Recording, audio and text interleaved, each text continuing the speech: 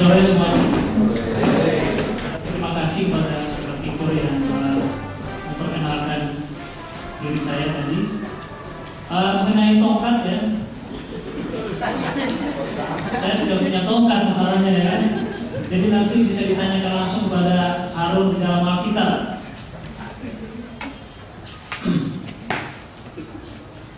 Sesuai dengan slide yang ditampilkan di sana, itu topik yang memang sengaja saya pilih ya, karena di antara staf diberikan kebebasan untuk memilih topik yang akan dibawakan dan juga sekaligus ditulis.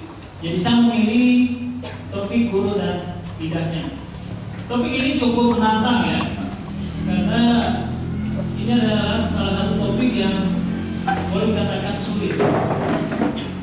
Karena ini berbicara tentang tugas seorang pemimpin ya, secara umum di dalam jemaat yang punya tanggung jawab sebagai guru untuk mengajar jemaat.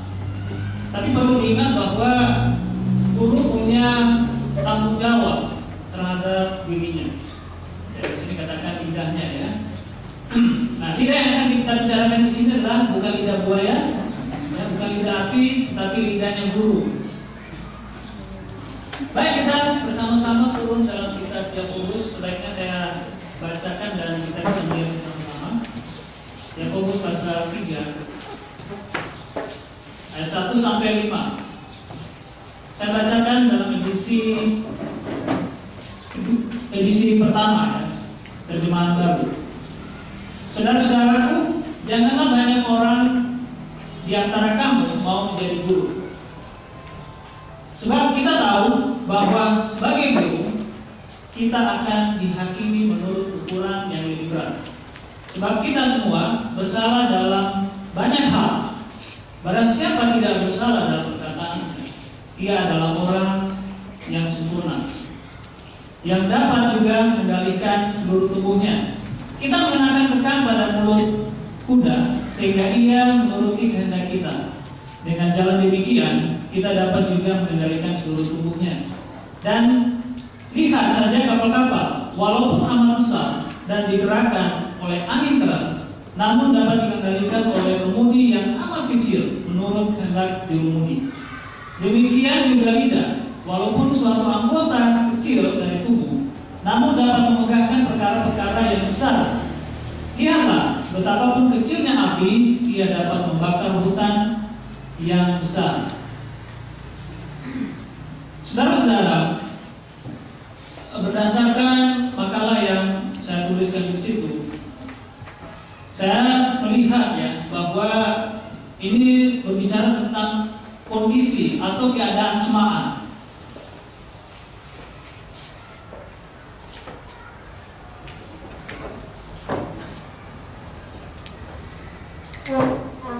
Keadaan jemaat. Kalau saya bisa membagi, saya akan bagi dalam 3 bagian keadaan jemaat. Kita akan lihat nanti mengapa saya ingin membicarakan tentang keadaan jemaat berhubungan dengan topik guru dan lidahnya ini. Kalau kita berbicara tentang keadaan jemaat, kita bisa bagi dalam 3 bagian. Yang pertama, jemaat yang stagnan atau tidak bertumbuh. Kita bisa melihat contoh jemaat yang ada di Yerusalem. Pada saat penulis kitab Ibrani menuliskan surat kepada jemaat yang ada di Yerusalem, dan kemungkinan besar penulisnya adalah Rasul Paulus. Pada saat itu kira-kira jemaat di sana sudah berusia 30 tahun namanya. Usia yang boleh dikatakan usia sudah matang. Seharusnya jemaat yang ada di sana itu sudah bertumbuh. Tetapi dari kitab Ibrani pasal 5 ayat 11 sampai 14, di sana ada teguran keras kepada jemaat yang ada di Yerusalem. Karena mereka masih tetap memiliki pengetahuan dasar-dasar dari kekristenan tentang baptisan, tentang neraka. Itu bisa dilihat di dalam pasal 6 ayat 1 sampai seterusnya. Nah, ini adalah jemaat yang tidak bertumbuh, berjalan di tempat. Nah, bisa saja alasannya mereka tidak bertumbuh oleh karena penganiayaan pada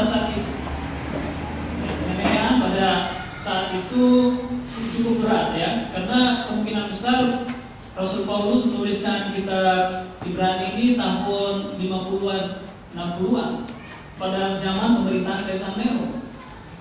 Nero adalah salah satu kaisar yang sangat kejam. Dalam sebuah sumber dikatakan bahwa Nero itu kegemarannya adalah menyembelih orang Kristen dan darahnya dicampurkan ke dalam kolam dan dia nanti akan berenang di situ. Nah, tentu saja ini mengerikan bagi orang-orang Kristen pada saat itu. Nah, mungkin itu alasannya sehingga untuk belajar mungkin susah bagi mereka. Mereka juga harus hati-hati ya. Karena pada saat itu kekristenan dianggap sebagai agama yang berbahaya bagi kestabilan kerajaan Romawi dan juga bagi Yudaisme. Yang kedua, kita mendapatkan keadaan yang agak jemaat yang kedua adalah jemaat yang self-constituted atau jemaat yang ada di perantauan. Apa yang dimaksud dengan self-constituted? Itu adalah jemaat yang mengajarkan sesuatu tanpa otoritas, tetapi dia dengan berani mengotoritaskan dirinya sendiri untuk mengajarkan itu. Dan kita akan lihat nanti mana di antara ketiga jemaat ini yang berhubungan dengan topik ini. Ya, jadi boleh kita katakan bahwa jemaat seperti ini adalah jemaat yang mengajarkan ajaran yang tidak dikehendaki oleh Allah atau menyimpang dari kita. Kemudian yang ketiga adalah jemaat yang berkembang. Jemaat yang berkembang adalah jemaat di Berea contohnya. Kalau kita melihat di dalam Kisah Rasul, itu salah ayatnya ya, 17 ayat 11 dan 12, bahwa jemaat yang ada di Berea itu setiap hari mereka itu menyelidiki firman Tuhan untuk mengetahui apa sebenarnya yang dikatakan oleh firman Allah. Nah, itu adalah ciri dari jemaat yang bertumbuh. Dia belajar setiap hari. Nah, kita senang sekali di Blitar memiliki kuesioner seperti itu, teka-teki kecilan yang dibagikan tiap minggu. Sebenarnya itu hanya sebagian kecil dari cara belajar Alkitab, tapi itu cukup membantu karena kita dituntut untuk mengenal kata-kata di dalam kitab-kitab yang akan dipilih untuk dijadikan kuesioner. Dan itu sangat menolong sekali karena ada saatnya kita ingin mencari di dalam komentar atau kamus atau apapun itu sehingga kita mengetahui apa maksudnya. Nah, itu salah satu contoh ya jemaat yang ada di Berea. Dan kita bisa melihat ya keadaan tiga kelompok keadaan jemaat ini sekarang ini. Ada saja jemaat yang stagnan, yang tidak bertumbuh, hanya berjalan di tempat. Kita bisa lihat dari mana? Bisa saja mereka hanya kebaktian saja, tidak ada kegiatan lain, persekutuan tidak ada, penginjilan tidak ada, dan lain sebagainya. Nah,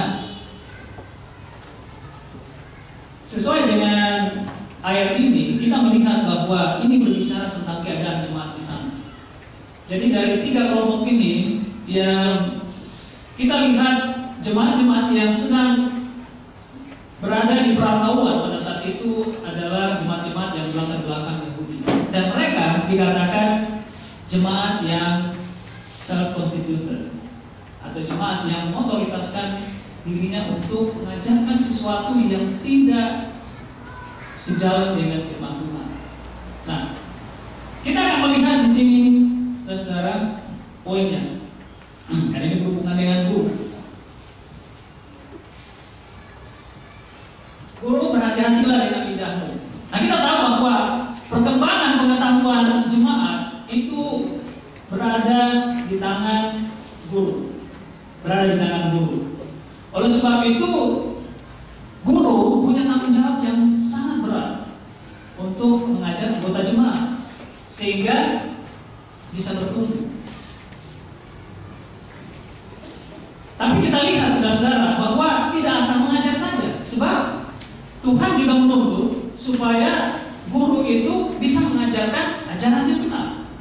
Nah, kita melihat kondisi di sini bahwa ternyata jemaat yang ada di perantauan itu adalah mereka-mereka yang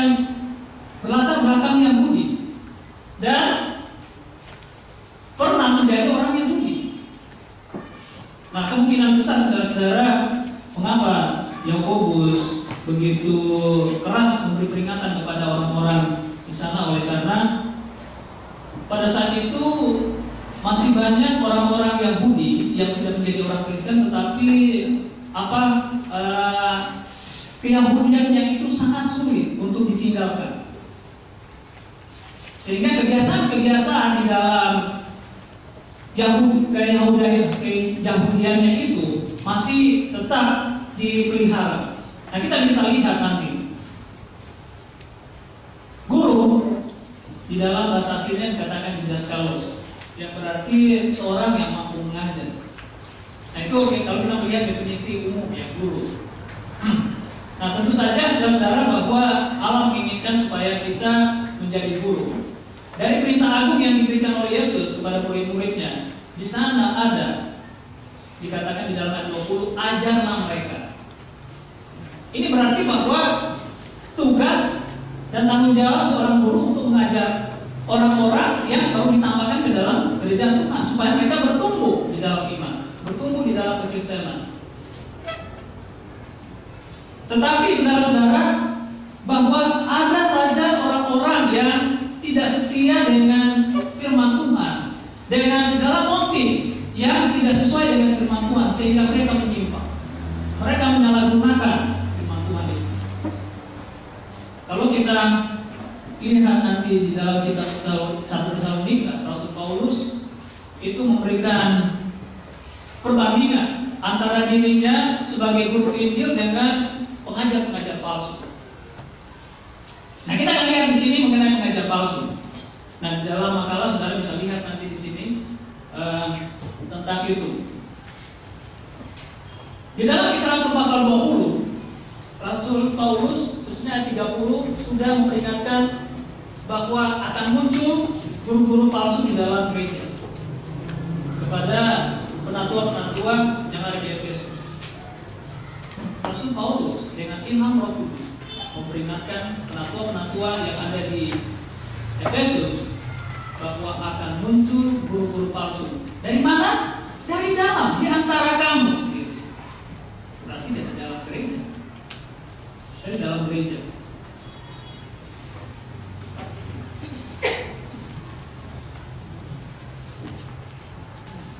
Dan memang kita lihat nyata sekali di dalam Kisah Rasul pasal 15 ayat pertama, di mana ada orang-orang yang berasal dari Yerusalem datang ke Antioquia untuk mengajarkan hukum sunnah. Ya, karena masih banyak orang-orang yang ada di Antioquia itu orang-orang Yahudi dan juga orang-orang yang berlatar belakang kafir. Dan menurut mereka bahwa untuk kesempurnaan keselamatan, maka seseorang itu diwajibkan untuk disunat, termasuk orang-orang kafir.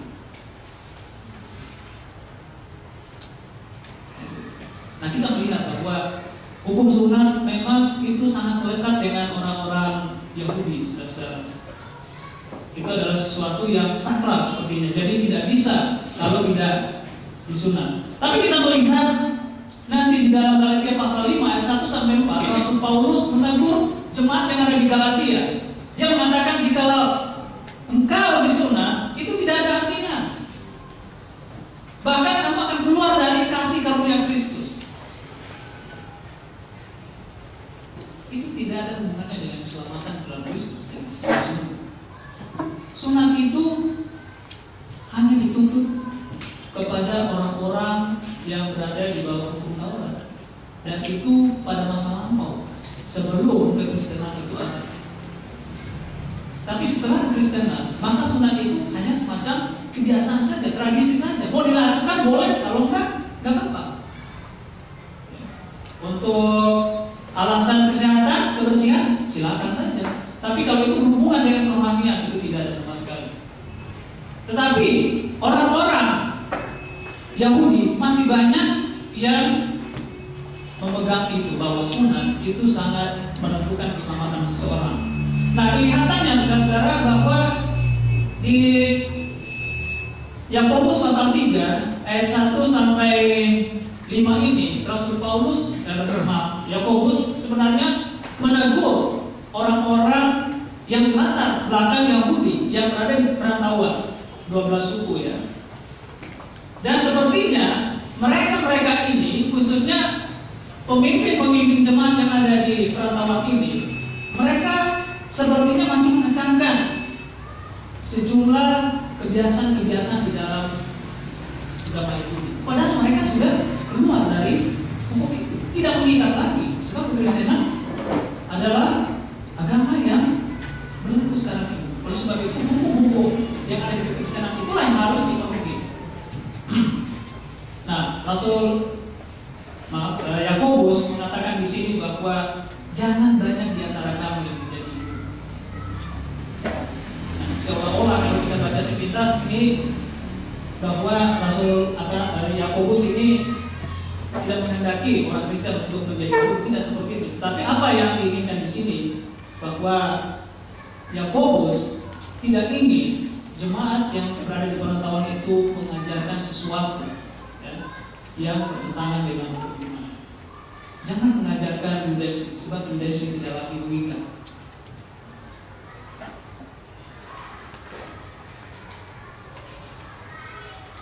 Di dalam Titus pasal 1 ayat 10 sampai 11 juga di situ, Rasul Paulus berpesan kepada Titus supaya dia memperhatikan orang-orang yang demikian yang ada di dalam jemaat, sebab ini akan menghalangi pertumbuhan jemaat. Mereka akan memiliki pengetahuan baik untuk kekristenan dan juga dalam Yudaisme, sehingga nanti mereka akan berada dalam keadaan timbang. Mana sebenarnya yang benar? Apakah masih mengikutinya atau kekristenan? Oleh sebab itu, Rasul Paulus perlu untuk mengingatkan Titus supaya memerangi orang-orang yang seperti itu. Nah, kita melihat di sini ciri dari guru-guru palsu adalah mengajarkan ajaran yang tidak diotoritaskan Allah. Ada orang mengatakan bahwa itu juga termasuk opini pribadi. Nah, kita tahu bahwa saat ini ada begitu banyak perpecahan baik di luar sana maupun di Indonesia ya. Beberapa jemaat sangat menyedihkan bahwa oleh karena opini seseorang sehingga menyebabkan gereja harus berpecah seperti itu. Dan dia menekankan itu seolah-olah itu adalah doktrin, ya, seperti alat musik yang menyebabkan jemaat jadi terpecah seperti itu. Itu sangat disayangkan sekali. Ya. Padahal kalau kembali kepada Alkitab, maka kita bisa menemukan secara objektif apa yang dikatakan oleh Alkitab. Ya. Nah, guru-guru palsu itu tentu saja bukan hanya mengajarkan ajaran yang sesat, tetapi juga dia akan hidup sesuai dengan ajaran yang sesat. Ya, dia hidup sesuai dengan apa yang diajarkan dan dengan motif yang jahat. Dalam 1 Tesalonika pasal 2 ayat 3 sampai 6 itu jelas sekali di sana guru-guru palsu. Bisa saja itu guru-guru palsu di luar, ya, yang bukan dari dalam gereja. Di situ sangat jelas sekali diberikan secara terperinci motivasi dari guru-guru palsu. Ingin mencari pujian dari manusia, ingin mengenyangkan perut, ya, dengan tipu daya, dengan tipu muslihat. Nah, inilah adalah motivasi dari pengajar-pengajar palsu, ya, ingin menonjolkan diri. Nah, sepertinya jemaat yang ada di perantauan itu seperti itu di mata Yakobus, sehingga dia mengatakan bahwa jangan seperti itu. Nah, setelah itu dia mengatakan mengapa? Ya, mengapa? Sebab guru akan dihakimi menurut ukuran yang lebih berat.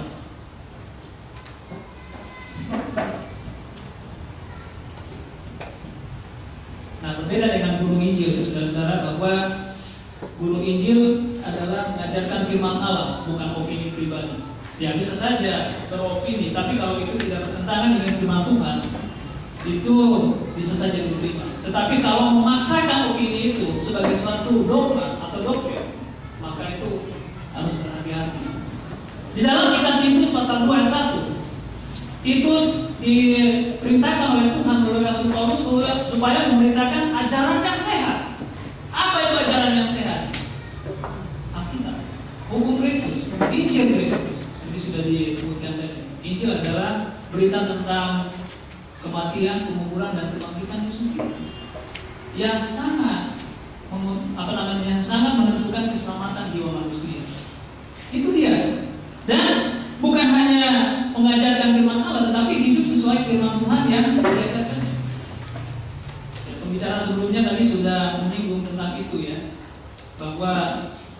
Kristen itu, termasuk guru di sini, harus menjadi pelaku firman Tuhan. Ya, terutama guru di sini harus menjadi pelaku firman Tuhan. Jadi ini baik bagi saya, bagi kita semua di sini menjadi pemimpin jemaat atau calon-calon, kita harus bisa melihat kepada diri kita. Apakah kita adalah orang yang dikategorikan tadi sebagai guru palsu ataukah guru Injil? Dan itu bisa diukur dari kedua hal ini. Apa yang diajarkan, bagaimana dia hidup. Nah, itu penting sekali. Saya membaca sebuah komentar mengenai Yakobus pasal 1.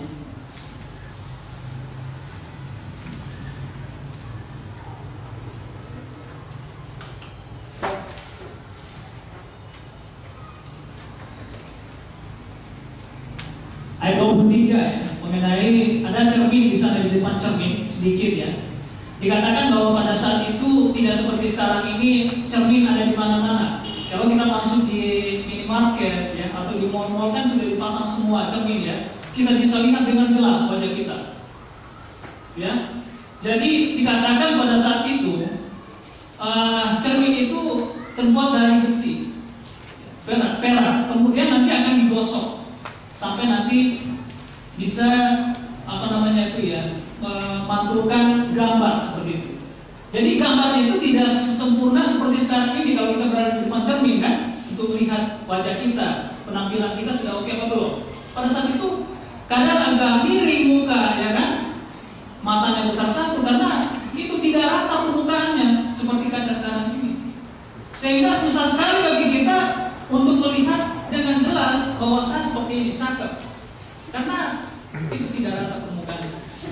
Jadi Rasul Paulus menggambarkan ini kepada orang-orang yang melakukan firman Tuhan. Oleh sebab itu, sebagai guru dan juga anggota jemaat, kita harus bisa menjadi pelaku firman Tuhan. Artinya di sini setiap hari kita harus melihat firman Tuhan dan bagaimana saya dengan firman Tuhan itu, bagaimana kehidupan saya, supaya kita tidak lupa. Sama seperti cermin sekarang ini, kalau kita sudah lihat, kita sudah tahu saya sudah oke. Tapi kalau cermin di masa lampau itu tidak seperti itu. Ya. Nah, berbicara tentang konsekuensi tadi, dikatakan bahwa guru itu akan mendapatkan hukuman yang sangat berat. Ya. Mengapa? Bagi guru palsu mendapat hukuman berat. Mengapa? Menurut Chuck Warner, ada di dalam makalah itu, di situ dikatakan ada dua alasannya. Yang pertama, guru tahu dengan jelas tugasnya. Tugasnya apa? Dia akan mengajar jemaat. Sebagai guru, dia perlu mempersiapkan dirinya dengan baik sebelum mengajar, supaya apa yang diajarkan itu bisa dipahami oleh anggota jemaat. Tetapi kita berbicara tentang guru palsu dengan guru Injil. Guru palsu dia juga akan mempersiapkan dirinya dengan baik. Ya, apakah itu ajaran palsu? Dia akan mempersiapkan yang baik. Sebab dia punya juga terbelakangi oleh motif-motif tadi. Dia tidak mau dianggap sebagai guru palsu. Dia akan menyembunyikan dirinya. Dia akan bertopeng dengan itu. Ya, jadi kalau kita berbicara tentang guru Injil, maka kita harus benar-benar juga tahu tanggung jawab kita. Dan selain itu, kita juga terikat dengan apa yang kita ajarkan. Jadi jangan berpikir bahwa setelah mengajar itu bagian orang lain, sedangkan saya sendiri saya bisa melakukan apa saja. Dan kelihatannya banyak yang seperti itu sekarang. Kita bisa lihat dari mana? Dari pola hidup. Oleh sebab itu, kita harus berhati-hati dengan ini, bahwa apa yang kita ajarkan itu mengikat dengan kehidupan kita. Siapa yang menilai? Orang lain akan menilai. Kita bertanggung jawab dengan itu. Itulah sebabnya mengapa sebagai guru itu sangat berat hukuman. Karena kalau kita mengajar orang ajaran sesat, maka orang itu akan sesat jiwanya.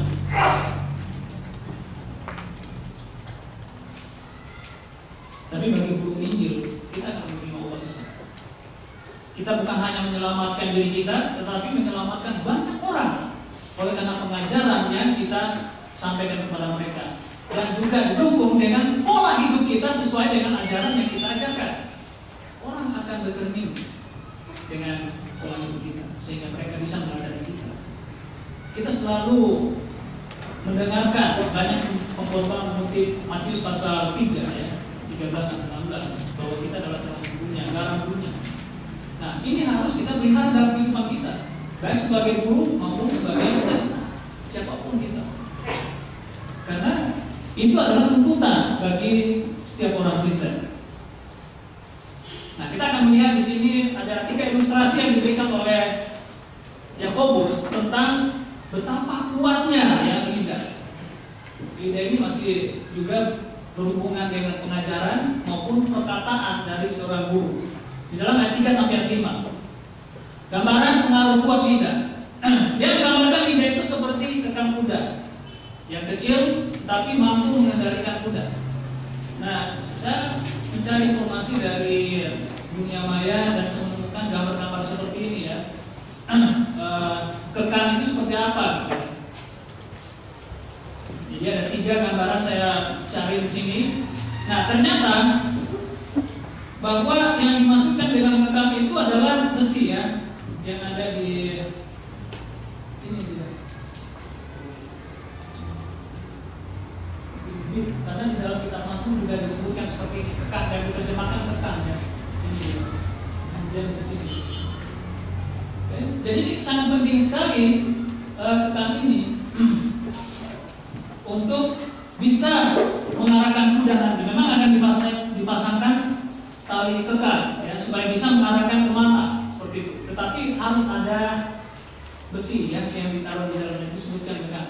Nah, memang di sini Rasul Yakobus menyebutkan hanya kekang, tetapi bisa mewakili bagian-bagian lain dari kekang itu. Nah, kita lihat ya pengaruh dari kekang itu.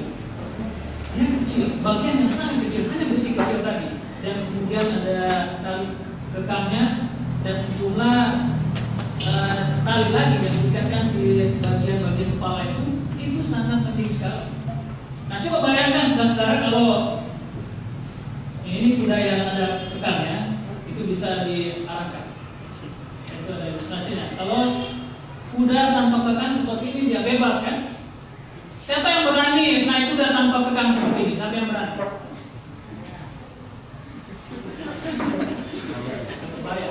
Jangankan ini ya, apa namanya itu ya, tidak pakai kekang seperti ini, orang pakai kekang saja masih bisa jatuh kan? Kalau kudanya mengamuk, kita bisa berbanding sana sini. Ya, jadi kalau kita ini aplikasikan dalam ini ya, apa namanya itu, lidah kita, perkataan kita, pengajaran kita. Kalau kita tidak berhati-hati ya dalam pengajaran kita, dalam perkataan kita, maka itu akan menjadi bumerang bagi kehidupan kita. Ya. Bisa menghancurkan kehidupan kita. Kalau kita menegur orang, kita katakan A, sementara kita melakukan B, kita sudah menghancurkan kehidupan kita. Seharusnya kita melakukan A juga. Ya, demikian selanjutnya. Jadi harus berhati-hati dengan kata kita. Kita harus bisa menentang.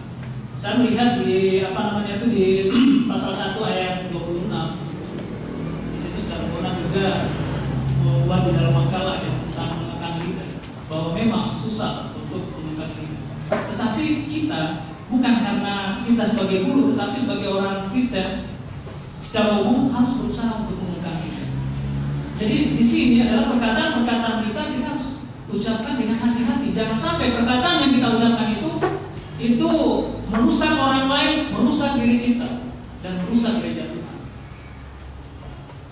Kalau itu kita lakukan, maka hancurlah semuanya. Tidak ada yang tahan. Tidak seperti kemudi kapal. Ya, kemudi kapal kita tahu semua ya. Ini kemudian ada pasangnya, ini adalah satu paket, tidak bisa dipisah ya. Ini sangat penting sekali, sangat vital. Kalau tidak ada ini, kapal tidak bisa jauh. Mungkin kalau dipaksa tidak akan bisa sama sekali karena susah bagaimana mau mengarahkan ya. Dan akan sangat mudah sekali diombang-ambingkan ombak. Jadi kecil tetapi sangat berpengaruh besar Oleh sebab itu kita harus bisa melihat ini adalah salah satu kapal pesiar terbesar dan termewah di dunia pada saat ini, Oasis of the Seas, ya, milik Royal Caribbean International. Kapal pesiar ini berbobot 225.282 ton dan lebih besar beberapa kali lipat dari Titanic. Ada lagi Queen Mary itu juga kapal besar sekali. Karena di dalam kapal ini ada lapangan golf, kemudian ada kolam renang, ada restoran di dalam, ada hotel.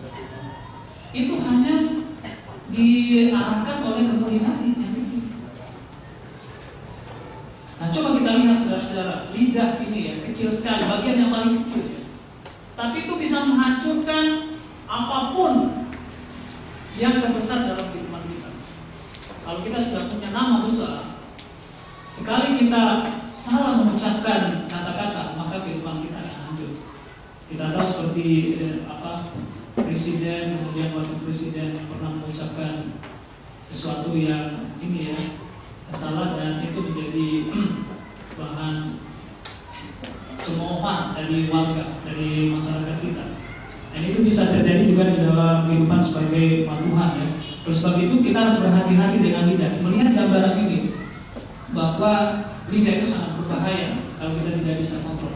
Kemudian lidah seperti api. Api kecil dapat membakar hutan besar. Ya. Sini ada contoh ya seperti ini. Kita sudah familiar dengan kebakaran ya di sekeliling kita. Dari kecil menjadi besar. Nah, bisa membakar hutan. Kita lihat di sini begitu kuatnya pengaruh api. Nah, lihat di sini orang sedang ini ya meniupkan api ya. Nah, itu hanya saja. Nah, kita lihat di sini ada gambar lidah ya. Kalian perhatikan apa yang aneh dari lidah itu? Di dalam lidah itu ada bermacam-macam gambar ya. Di sana. Ya. Di situ ada seperti gambar setan yang bergantung, telanjang dan sebagainya. Jadi apa yang digambarkan oleh ilustrasi ini? Aplikasinya bagi teman kita. Bahwa lidah itu bisa merusak apapun dalam kehidupan ini. Untuk hal yang jahat bisa, untuk hal yang baik bisa. Nah, ini sangat berbahaya sekali. Terus sebab itu saudara-saudara kita harus berhati-hati dengan lidah kita. Ya, kita harus mengucapkan sesuatu yang bisa membangun orang, bukan menghancurkan kehidupan orang. Dan ini yang terakhir. Ya, kalau tadi ilustrasi saudara Anton itu tidak ada lidahnya ya, tapi di sini saya taruh lidahnya. Lidah seharusnya bisa